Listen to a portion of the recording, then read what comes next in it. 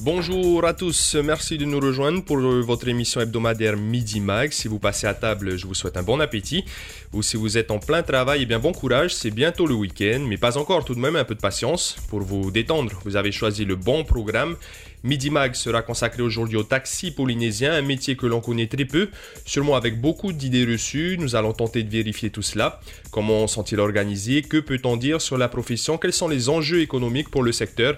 Toutes ces questions, eh bien, nous allons les poser à nos deux invités. C'est l'heure des présentations. À ma droite, Bob Carpentier, conseiller technique de la coordination des syndicats de taxi de Tahiti et Moorea. Robert, bonjour. Bob. Bonjour aux auditeurs. À vos côtés, donc en face de vous à ma gauche, nous avons Calix Guillou, qui est président du syndicat des chauffeurs de taxi de Papeete. Calix, bonjour. Bonjour. Alors avec vous, messieurs, nous allons parler d'absolument tout. Les taxis polynésiens n'auront plus de secret pour nos auditeurs après cette émission. On abordera les conditions du métier, les anecdotes éventuellement, on parlera des tarifs, des aides disponibles, de la concurrence, de l'organisation du secteur, bref. La parole sera à tous les deux, messieurs, dans un instant. Juste le temps de rappeler à ceux qui nous écoutent que vous pouvez réagir en direct tout au long de l'émission en téléphonant au 86 16 00. On remercie au passage notre technicien Elvis Itchner qui assure l'enregistrement audio et vidéo de cette émission, car je vous le rappelle, Midi Mag est aussi disponible sur Internet en vidéo. Bien, messieurs, on va commencer par le début, l'organisation des taxis ici en Polynésie. Ma première question est destinée un peu à tous les deux.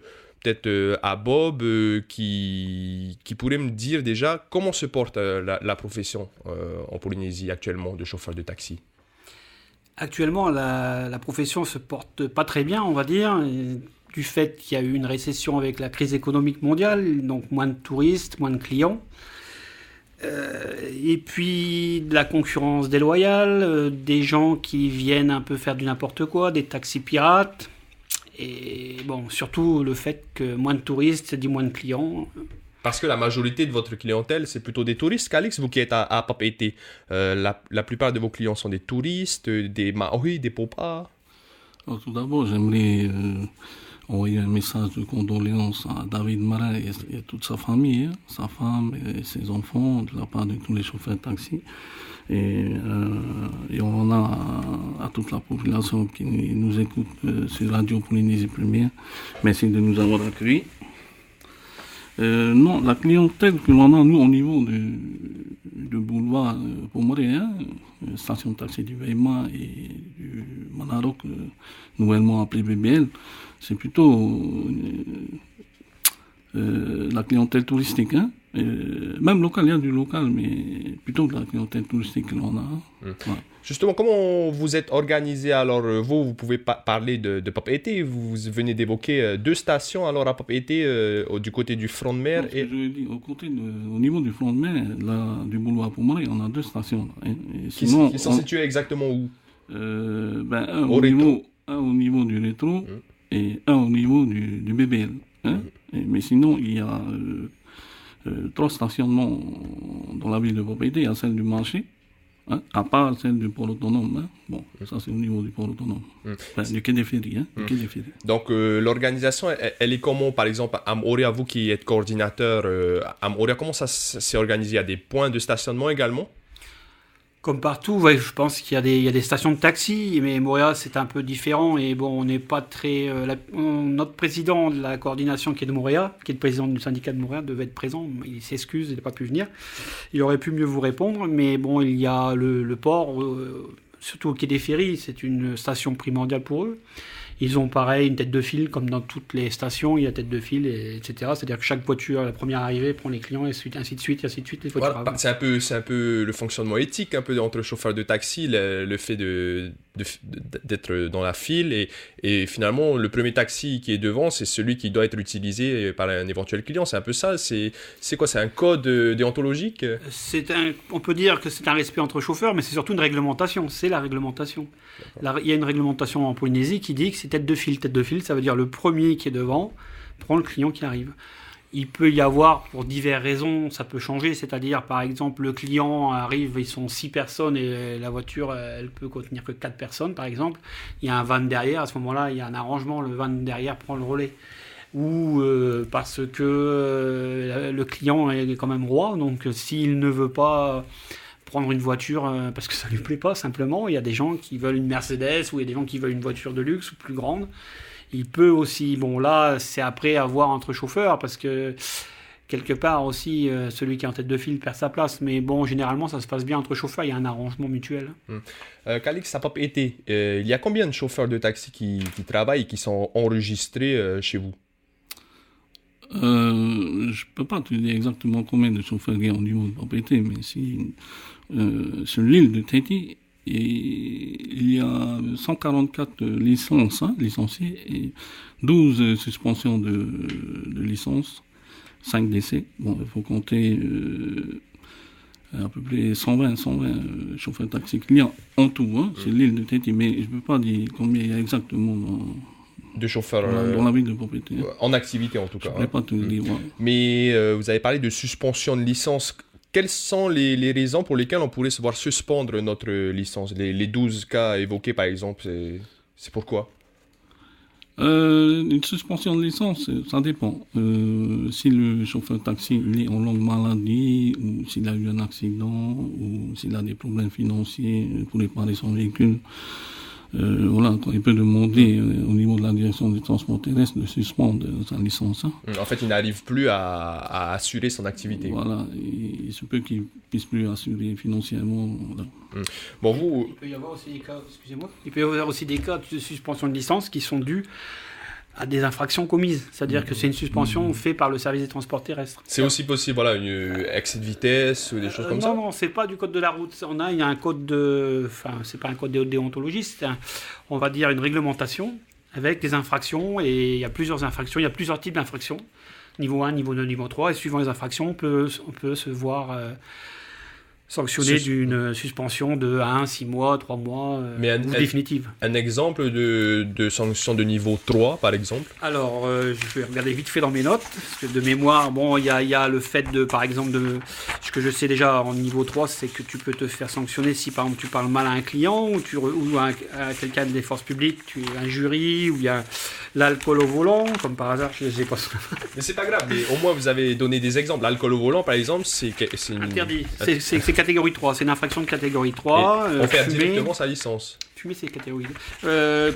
Pas forcément, tu passes en conseil de discipline, tu peux avoir une suspension indéfinie, c'est-à-dire suivant le cas, si tu récidives, etc. Il y a une commission de discipline, on passe en commission de discipline, qui a été longtemps, elle a toujours existé, mais elle n'a pas été mise en place, à part il y a 2-3 ans, ça a commencé, et là... Ça a été assez sévère pour les taxis parce que les premiers, je crois que c'était 45 convoqués en conseil de discipline, quoi. Souvent pour des infractions numéro 1, c'est-à-dire qu'ils n'avaient pas la tenue adéquate. Parce qu'on a une tenue obligatoire, etc. Chemise à motif tahitien, à manches, précisé, pantalon. Donc en fait, justement, on parle là de textes qui vous obligent à assurer au moins certaines conditions, mais... Vous avez une réglementation, donc, ici en Polynésie. C'est quoi? C'est une convention collective? Qu'est-ce qui légifère, en fait, votre métier, Calix? Le métier de taxi, c'est la délibération du 10 avril 2008.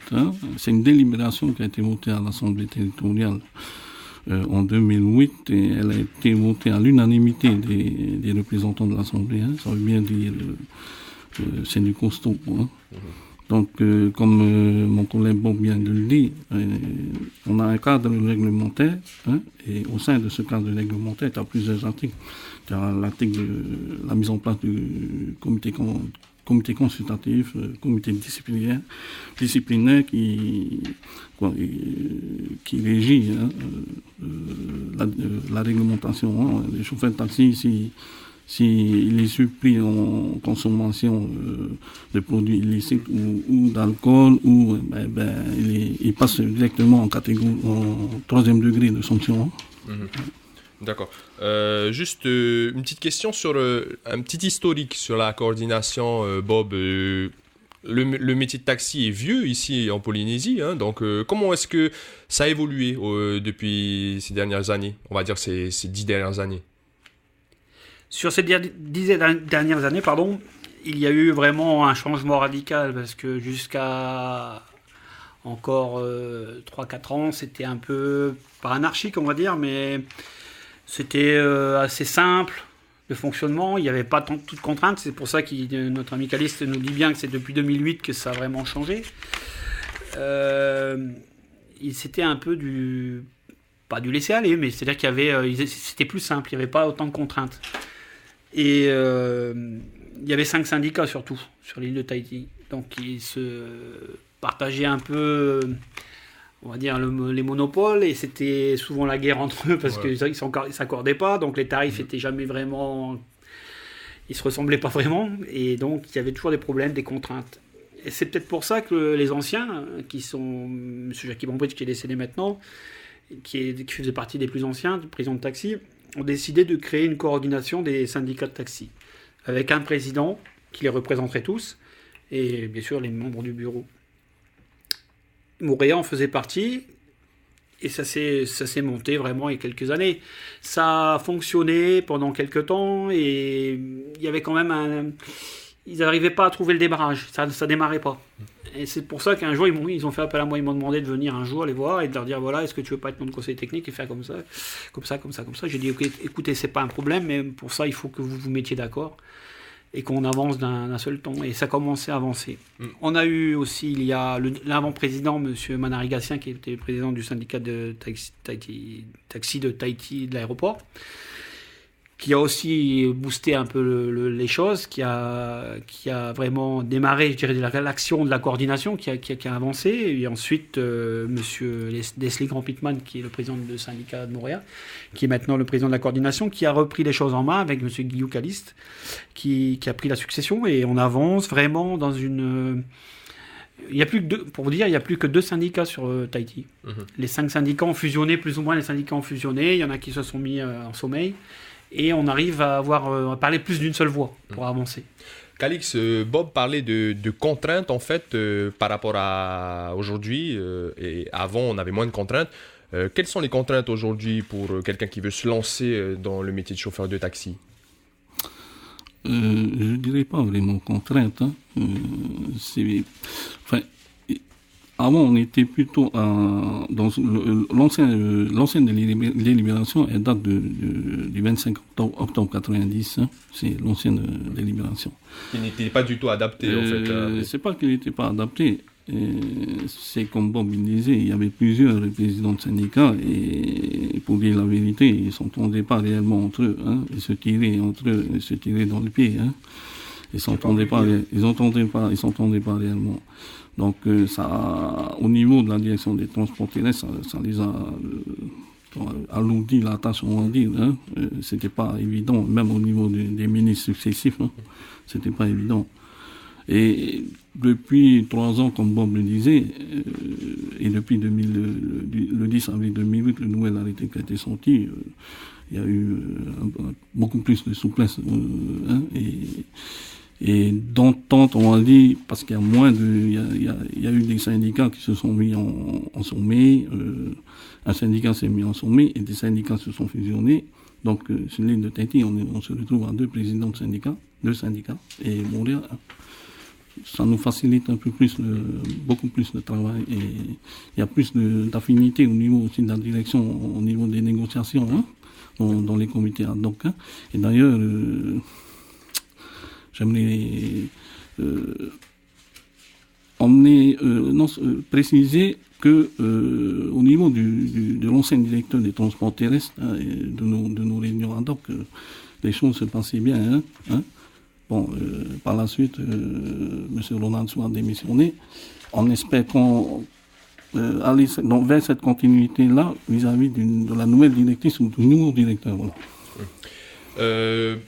Juste pour préciser aux auditeurs, ils peuvent réagir en appelant le 86 16 00. Là, c'était on va dire une petite séance, première partie de repérage, d'adaptation. On va entrer plus dans le vif du sujet et ce qu'on veut tous savoir. Comment, Abob, je me tourne vers vous, comment on devient chauffeur de taxi? Quelle est la procédure administrative pour le devenir? Il faut une licence. Quelles sont les différentes étapes? La première, je dirais, c'est vraiment un peu ambigu le système. C'est-à-dire qu'il faut faire une demande de licence. Auprès de qui? Du service des transports terrestres. D'accord. Il y a un dossier à remplir, à monter, c'est un peu compliqué. Mais pour moi, ce ne serait pas la première chose à faire. Je pense que la première chose à faire, c'est de passer le certificat de capacité. Parce que pour obtenir la licence, il demande qu'on soit titulaire du certificat de capacité à la conduite de voiture de taxi, quoi. D'accord, donc on repasse un peu le permis, mais permis taxi, c'est ça? Voilà, c'est un peu ça, mais bon, pour nous, on trouve que c'est un peu excessif le concours, parce que bon, en plus, il n'y en a qu'un seul par an pour l'instant. On espère que ça va s'améliorer, qu'il y en ait plus, qu'il y en ait au moins 2 par an. Il y a 2 ans, il y a eu 20% de réussite, même pas 10% ou 15%. Cette année, je crois, c'est 44%, 44 sur 90 qui ont passé la première épreuve. Il y a une épreuve écrite et ensuite une épreuve orale. Ça plombe un peu ceux qui veulent se lancer, quoi. Oui, non, bon, ils veulent faire une sélection un peu plus. Pour tout dire, comme je disais, il y avait moins de contraintes avant. Ce que je voulais dire surtout, c'était le certificat de capacité. Avant, pour passer le certificat de capacité, c'était pas très compliqué, quoi. C'était pas vraiment difficile. Actuellement, il y a même des bacheliers qui ratent. C'est un peu plus dur, on va dire. Je me suis aperçu, mon épouse est en train de le passer actuellement. Il y a des questions, je ne saurais pas répondre, hein. Même le code de la route. Je crois que c'est la majorité qui échoue, c'est au code de la route. Il y a des questions au code de la route, c'est vraiment très très dur. Je n'ai même pas trouvé la réponse dans les livres du code. Donc ça doit être dans des statuts particuliers. Donc pour revenir à votre question, c'est d'abord de passer le certificat de capacité, de l'obtenir, ensuite de faire la demande pour un dossier, une licence. Ça prend un certain temps. Et ça peut être délivré à quel moment la licence, entre la période où on constitue le dossier et la période où on se voit délivrer notre licence, ça peut... Un an on peut passer Je peux dire, ça peut prendre 3 semaines, comme ça peut prendre 10 ans. Ah, c'est bon. Parce que tout dépend, surtout, il n'y a pas vraiment de quota en Polynésie pour les taxis de Tahiti. Mais il faut savoir quand même que si on inonde la profession de nouveaux licenciés, ça fera baisser le chiffre d'affaires des taxis existants, mais surtout ça risque de mettre en péril les jeunes taxis qui démarrent parce qu'il faut qu'ils achètent un véhicule.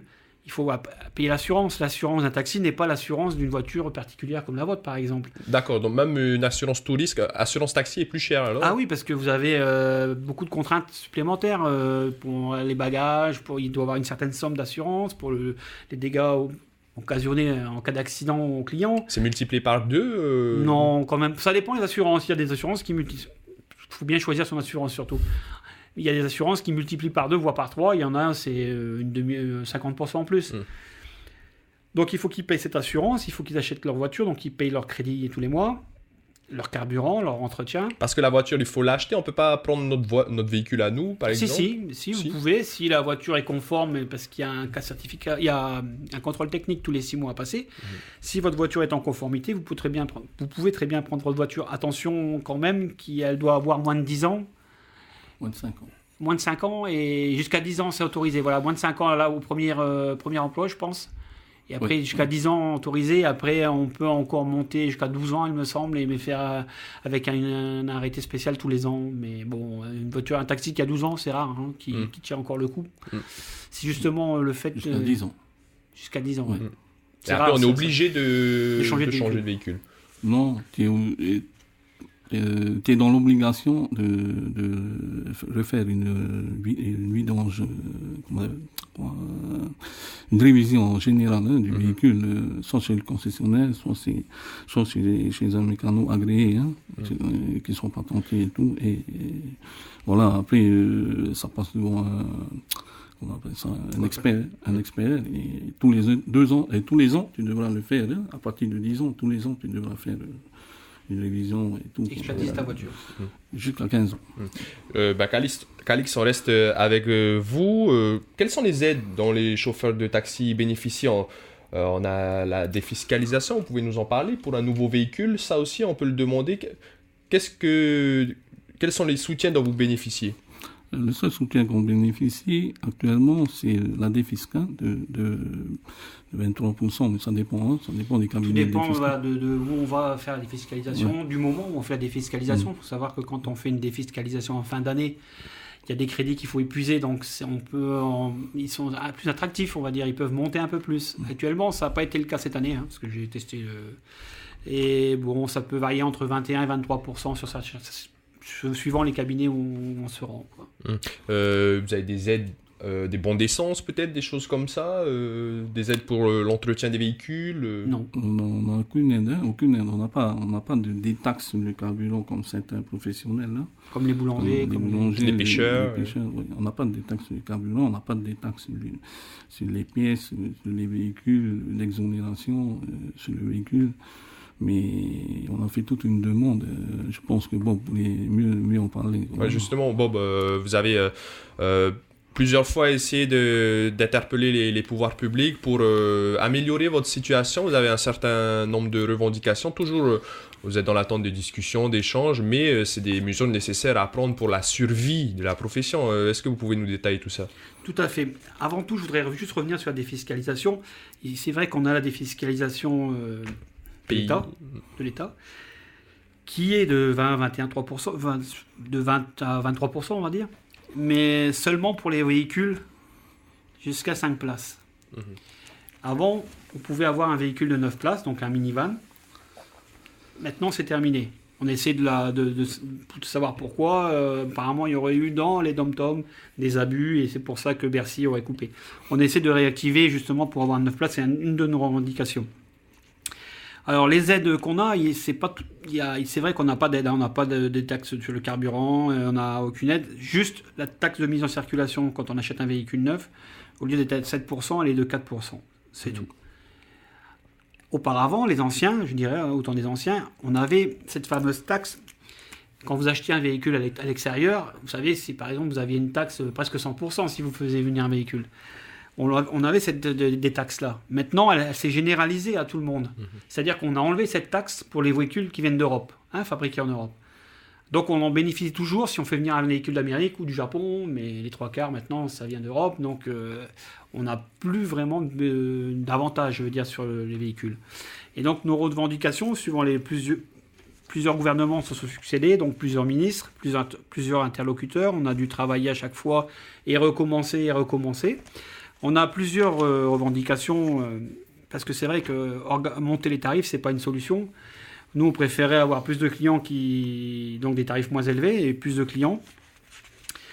On a demandé, suivant la délibération, de nous enlever certaines taxes, c'est-à-dire le carburant, par exemple, d'être détaxés comme les pêcheurs, les transports, les gens qui font les travaux sur la route, surtout. Là, vous êtes obligé d'aller aux stations moins de 10%, quoi, pour... Oui, c'est heureusement qu'il y a ça, déjà. Et surtout, ce qu'on voudrait demander, c'est qu'on soit exempté qu'on nous enlève carrément la TMC, de 4%, et la TSGTR, la taxe de soutien aux grands travaux routiers, elle est de 18% selon l'achat du véhicule. Ce qui ferait 22% sur les véhicules en moins, ce qui nous permettrait surtout de renouveler notre parc véhicule plus souvent, d'avoir des véhicules en meilleur état. Donc un coût d'entretien, réparation moins élevé. Et puis pour la clientèle, c'est tout bénef d'avoir un véhicule neuf, monter sur un véhicule neuf, c'est quand même mieux. Et de demander aussi on a demandé aussi qu'ils nous passent la défiscalisation de 5 ans à 3 ans. Pour pouvoir justement, parce que quand vous avez une défiscalisation sur 5 ans, vous ne pouvez pas vendre le véhicule, vous êtes obligé de le garder, même s'il est en mauvais état. Là, sur 3 ans, on peut le revendre et donc avoir un autre véhicule, et c'est ce qui permettrait. C'est ce qu'on demande au gouvernement actuellement. C'est les demandes qu'on a faites. À moins que j'oublie quelque chose, Calixte.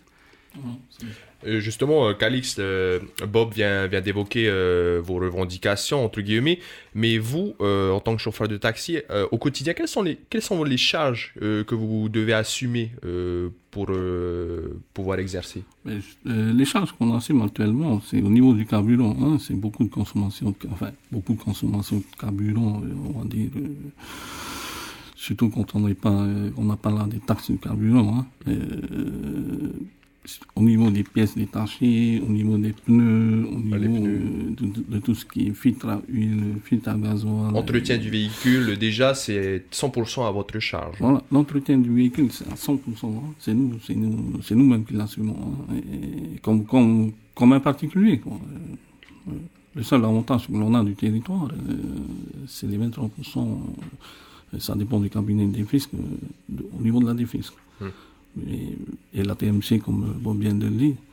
Mais sinon... Mais vous avez aussi, on en parlait avant l'émission, c'est aussi vous payez aussi des stationnements, par exemple, c'est le cas à l'aéroport. À l'aéroport, il y a une charge à payer pour pouvoir... Oui, c'est le cas à l'aéroport. Hein. À l'aéroport, avant, il me semble, si je ne veux pas raconter des bêtises, il me semble qu'avant, il y a 2 ans, 3 ans de ça, ils payaient 10 000 francs mensuels. Hein. Et actuellement, ils payent 30 000 francs. Ils ont Annuel, tu veux dire? Annuel, oui, 10 000 francs annuels. Donc ça, le tarif a augmenté. Hein. Actuellement, oui, le tarif depuis 3 ans, il a augmenté. Ils l'ont mis en 30 000 francs. Enfin, c'est une demande qui est émanée même de certains chauffeurs de taxi. Hein. Je ne vais pas rentrer trop dans le détail là. Ça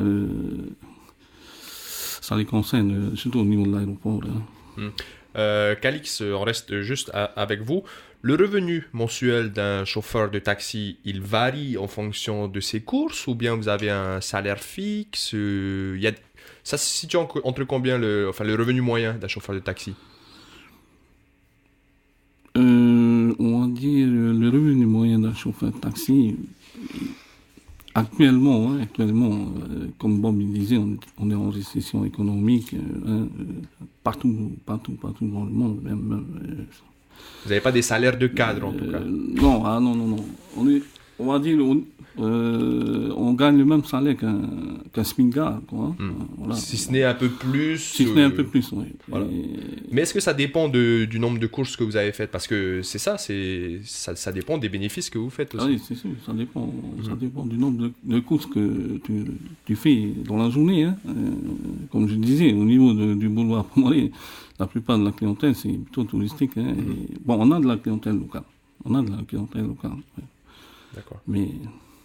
je reviens vers vous, Bob. Là, on va entrer, je pense, sur le sujet qui intéresse le plus nos auditeurs, la question des tarifs. La question qui fâche. On a beaucoup d'idées reçues sur les tarifs des taxis. C'est trop cher, c'est exagéré, des voleurs, etc. Que les choses soient bien claires, on met les choses à plat. Quels sont les tarifs des taxis? Est-ce qu'ils sont variables en fonction des véhicules, des zones, des courses? Alors, tout d'abord, je voudrais juste revenir une petite parenthèse sur ce que disait Caliste. On a actuellement le salaire d'un smicard, c'est vrai. Mais ce qu'il faut dire, c'est qu'on n'a pas le salaire d'un smicard en réalité, parce qu'un smicard, il fait 8 heures par jour. Un taxi ne fait pas 8 heures par jour. Si vous calculez bien, il peut faire 12-15 heures, suivant les courses. Donc, si vous faites le ratio en heures, on a les 3 quarts d'un salaire d'un smicard actuellement. Il faut payer toutes les charges. Il faut savoir que les gouvernements précédents aussi, ils nous ont pas épargné, ils nous ont rajouté. Alors, ils nous demandaient d'avoir des prix qu'on baisse et ils nous mettaient des taxes supplémentaires à côté. On pouvait pas, il fallait bien qu'on les répercute quelque part. Alors, pour arriver aux tarifs, on y arrive. Les tarifs, ils dataient de 1985. Ça date, donc, les tarifs étaient toujours les mêmes depuis 85. On les a actualisés le 26 juillet 2012. Donc, pendant 27 ans, on avait les mêmes tarifs. Alors peut-être qu'à l'époque, ils étaient un peu élevés pour l'époque, mais maintenant, ils ne sont pas du tout élevés. Ils sont même plus bas qu'en France, que certains endroits en France. Alors quand les gens disent « les taxis sont chers, les taxis sont des voleurs », c'est toujours la même histoire. On voudrait tordre un peu ce coup. C'est possible qu'il y a des brebis galeuses, dans tous les métiers, il y en a. Hein. C'est possible qu'il y a quelques brebis galeuses qui pratiquent parfois un tarif élevé et tout. Mais alors, je voudrais juste dire une chose, si les gens se font avoir, ils ne peuvent plus se faire avoir actuellement. Parce que dans la nouvelle réglementation, on est obligé d'afficher les tarifs dans la voiture. Ils doivent être visibles par le client. C'est en général sur le tableau de bord ou sur les sièges. Sur le siège arrière. Voilà. On doit le mettre peu importe à droite, à gauche, mais il faut que ce soit visible du client. Ce qui fait que si le client il se fait arnaquer, entre guillemets, s'il voit que la course est excessive, il se réfère tout de suite.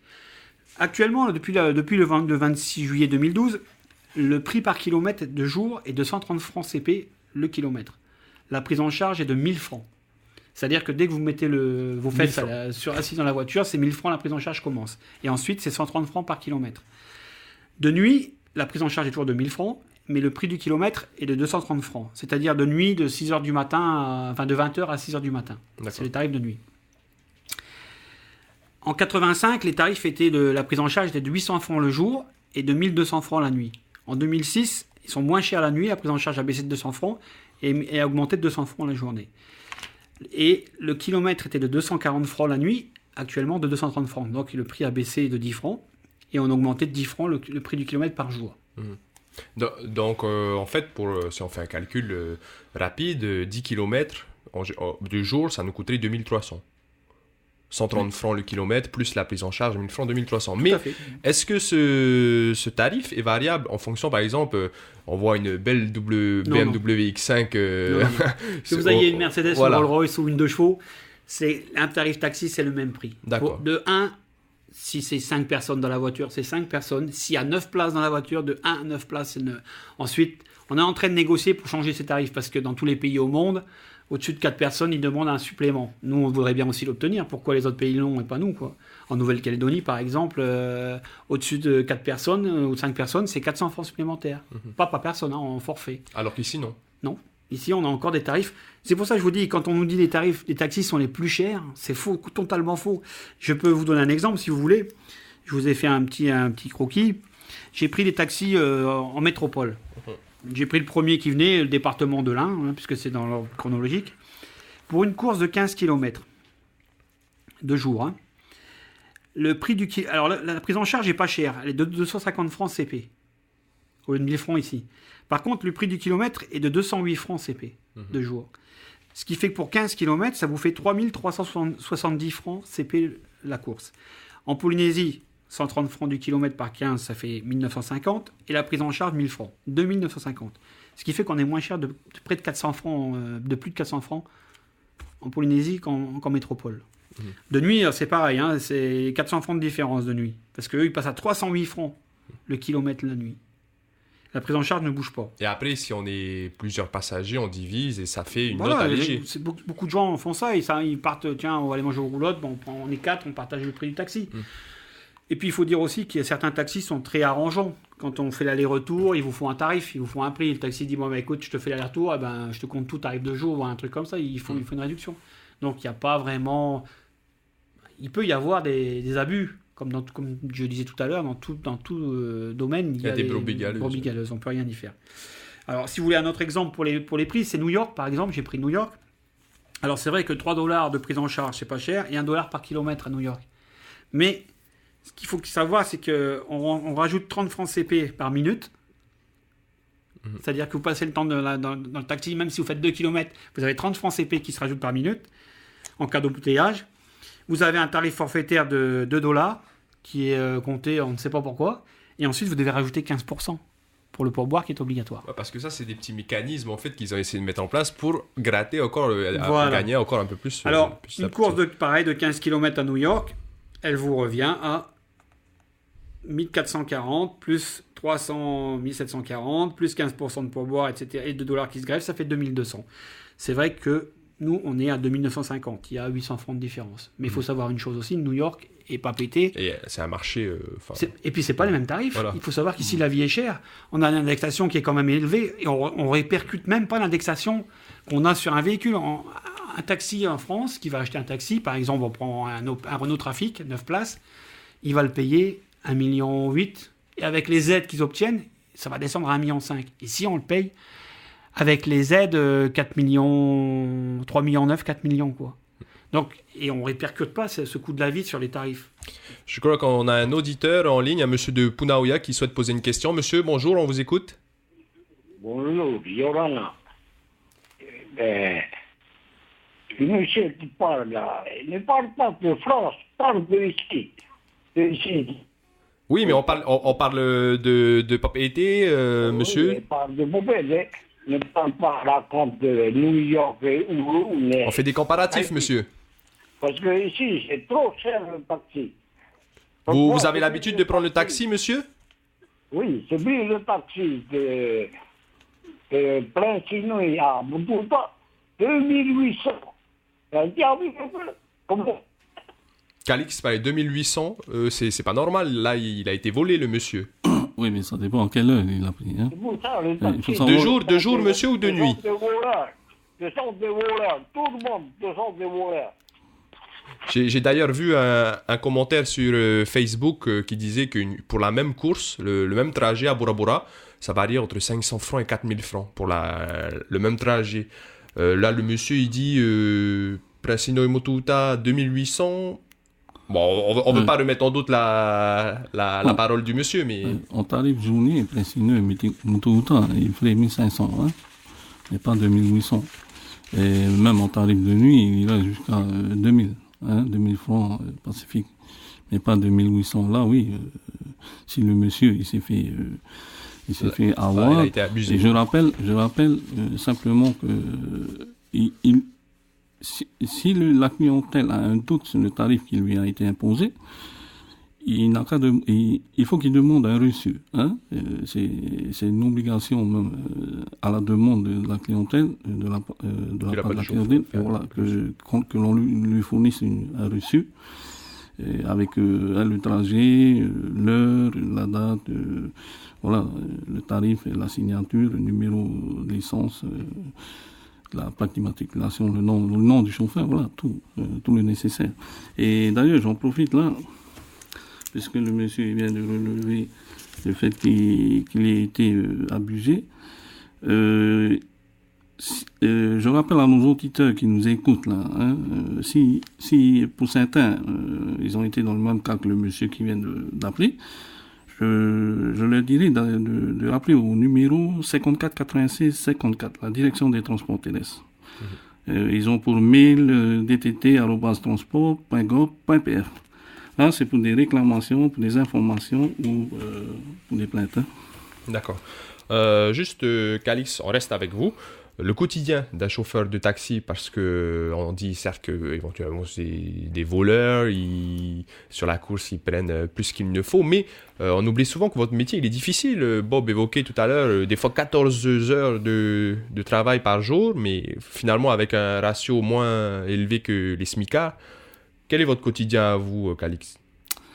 Oui, c'est comme Bob, ce qu'on vient de dire, Bob, on peut attendre la clientèle, on peut rester sur la ligne 2-3 heures sans avoir un seul client. Hein, et bon, comme je disais, le salaire actuel d'un chauffeur de taxi, il peut dépasser, il peut être juste au-dessus du salaire d'un SMICard, hein, mais pas plus, je veux dire net. Hein, voilà. Vous devez vérifier l'huile, l'eau de votre véhicule, aspirer toujours à avoir un outil de travail clean, quoi. Ça c'est certain. Hein. Le chauffeur, il doit tous les matins, enfin pour ma part, tous les matins, je me lève, je lave ma voiture, j'essuie ma voiture. Je passe un petit coup d'aspirateur dans le véhicule, hein, et il faut que la voiture soit clean à l'intérieur comme à l'extérieur. Et il faut que le chauffeur lui-même aussi, hein, ils sont bien présentables. Hein. Et l'accueil, hein, ça fait partie du service. Hein. Même l'accueil, hein, quand la clientèle vient sur la ligne, des fois c'est le reproche que je fais aux chauffeurs de taxi qui... Il faut être accueillant. Certains chauffeurs de taxi qui sont à propriété quand le client arrive, hein, au moins de dire bonjour, hein, voilà, de lui ouvrir la portière, refermer la portière. Voilà. Je crois qu'on a une dame en ligne qui souhaite poser une question. Madame, bonjour, on vous écoute.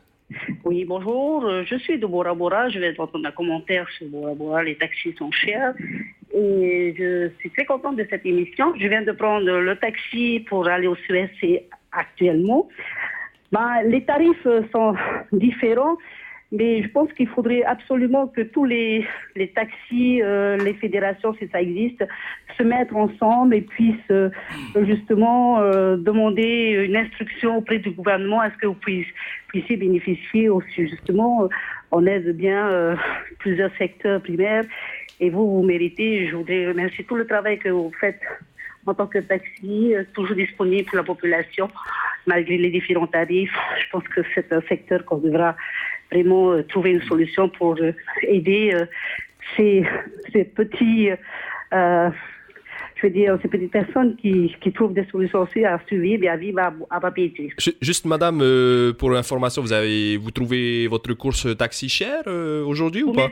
pour 1500 francs, je viens d'arriver par être ici, je suis au CSC. Pour 1500, moi je trouve que c'est correct et en plus l'accueil est sympa. La personne qui m'a envoyé m'a fait payer que 1500 francs, moi je trouve que c'est pas cher du tout. Surtout que le taxi est à ta disposition, c'est l'avantage que nous obtenons en tant que... J'ai voyagé dans tous les pays et il m'est arrivé de payer aussi 30-40 dollars pour faire juste 200 mètres lorsque tu es à Las Vegas. Merci madame pour votre intervention. Hein. Je vous en prie. Peut-être vous voulez réagir?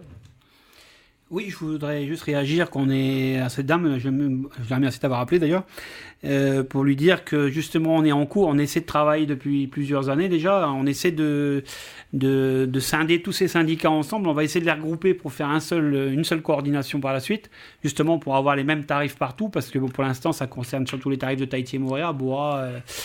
Je ne sais pas trop comment ils fonctionnent. On n'a pas dans les îles. Voilà, parce que vous êtes surtout Tahiti, Moorea, mais on en parlait un peu avant l'émission, le Marquise et tout, etc. C'est un peu anarchique, on va dire. Ouais, c'est un peu à part. C'est-à-dire qu'ils n'ont pas. Justement, on a des réunions ad hoc avec le service de transport terrestre tous les mois, normalement. Bon, depuis que M. Ronaldo a démissionné, ça traîne un peu. Et avec ces réunions, on essaie justement d'harmoniser tout ça pour que ça soit vraiment dans le même cadre et d'une seule voie, qu'on ait les mêmes tarifs, qu'on ait les mêmes fonctions, les mêmes sanctions aussi en cas de récidive. Mais je voudrais rappeler, surtout à l'auditeur de tout à l'heure, le monsieur qui n'était pas content et qui disait que les taxis c'est des voleurs. Je pense que le monsieur il sait lire, donc s'il est monté dans le taxi, il a dû voir c'est en grand les tarifs, c'est affiché, c'est obligatoire, c'est une sanction grave, hein, c'est une sanction de troisième catégorie si on n'affiche pas les tarifs. Et on peut prendre une suspension de licence, voire une suspension définitive. Je pense que le monsieur a dû voir les tarifs, donc s'il a calculé au nombre de kilomètres à peu près, il connaît le prix de la course. Hein. Pour bien mettre les choses à plat, si on est seul, on fait une course en taxi, bien sûr on paye plus cher, mais si on est plusieurs, finalement c'est là l'avantage, on paierait moins cher si la somme est divisée. Finalement c'est ce que vous voulez montrer aux gens. Chacun est libre, hein. Après ils s'arrangent, les clients s'arrangent entre eux. Bon, les touristes c'est pas vraiment le cas parce qu'ils aiment leur intimité, ils aiment surtout être venus en vacances, surtout en lune de miel pour certains. À deux, voilà. Mais après, s'il y a des touristes qui viennent le soir me voir, moi par exemple, ils se sont groupés à 5-6 pour payer le taxi, pour être moins cher, pour dire voilà, on va aller manger au roulotte. Bon, nous, ça nous dérange pas, c'est une course pour nous. S'ils arrivent à 6, on n'est pas censé savoir qu'ils sont pas de la même famille, on peut pas leur reprocher ni les refuser. Bon, je dirais plutôt, je rejoins ce que Bob vient de dire. J'appelle plutôt la population, surtout nos jeunes, hein, qui veulent prendre un taxi, de se mettre en groupe. Ça leur reviendrait moins cher, le tarif du taxi. Et je fais aussi un appel à nos jeunes d'aller à la direction des transports terrestres. Et là-bas, il y a des brochures hein, de nos tarifs là, à titre indicatif. Hein. Ils auront toutes les informations et tous les renseignements. Je les invite à y aller. Voilà. Juste pour terminer, on va juste détendre un peu l'atmosphère. Une petite anecdote peut-être, vous êtes chauffeur de taxi, un petit truc, une petite histoire le matin tôt par exemple, à la sortie des boîtes, vous avez déjà transporté des gens. Quelle est une petite histoire que vous retenez? Moi, je ne travaille pas tard la nuit, hein, mais certains de mes collègues, oui. Hein, et d'ailleurs, il y a un qui m'avait raconté une anecdote comme quoi il était sur la ligne et il avait pris un jeune couple, le copain et sa fille, et sa copine, et les a embarqués. Et bon, le gars, il voulait pas payer. Non, c'est pas qu'il voulait pas payer, il voulait pas rentrer. Il était pas, il n'en avait pas. Il voulait rester encore en ville, quoi, pour s'amuser avec ses collègues.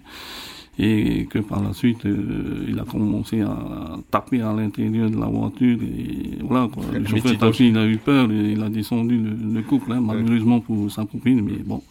Un métier dangereux, donc on va conclure sur ça aussi. Il y a un chauffeur de chez nous, comme j'expliquais tout à l'heure, qui s'est fait kidnapper, séquestré pendant 2 jours. Et parce que le client il trouvait que la course était chère, il l'a fait séquestrer avec sa compagne. Ils l'ont séquestré 2 jours. Ils l'ont forcé à boire de l'alcool, forcé à manger. Et forcé à plein de choses pendant ces 2 jours. Et il a réussi à s'échapper vraiment. Oui, je voudrais aussi, j'ai pas eu l'occasion de le remercier dernièrement, je voudrais remercier le président de la CCSM, Stéphane Schindler. Ah oui, pour les aides apportées. Qui il nous a apporté beaucoup au niveau des aides, demandées au niveau des chauffeurs de taxi et au niveau de la formation. La formation en anglais, oui. Il nous a offert une formation, on a dû participer, mais... D'accord. Mais c'est vraiment la CCSM nous donne un coup de main et juridique et pour les démarches administratives et financiers surtout. Et même le personnel du service des transports terrestres et son directeur. Voilà. En tout cas, merci à vous, Bob Carpentier et Calix Guillaume, d'être venus assister à notre émission et répondre à nos questions. Je vous rappelle que cette émission sera rediffusée dimanche à 12h15 à la même heure qu'aujourd'hui, et elle est visible sur Internet, sur le site de Polynésie Première. Merci à Elvis Hitchner, merci à nos invités.